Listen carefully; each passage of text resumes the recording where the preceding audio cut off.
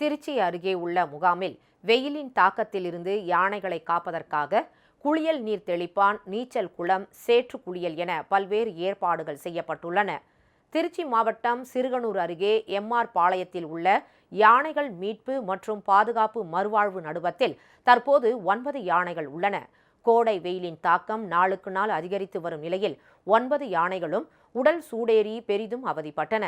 இதனை கண்ட வனத்துறையினர் யானைகளுக்கு குளிர்ச்சி தரும் விதமாக செயற்கை மழை, குளியல் நீர் தெளிப்பான், நீச்சல் குளம், சேற்று குளியல் என பல்வேறு ஏற்பாடுகளை செய்துள்ளனர். யானைகள் அனைத்தும் இவற்றில் உற்சாகமாக நீராடி வெப்பத்தை தணித்து வருகின்றன.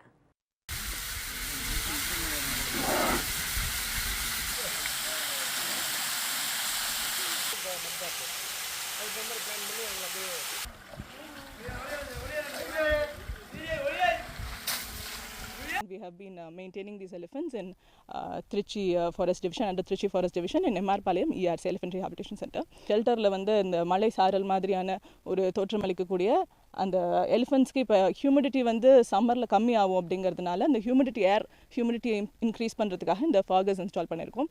மோரோவர் நம்மக்கிட்ட 2 மினி ஷவர்ஸ் இருக்குது.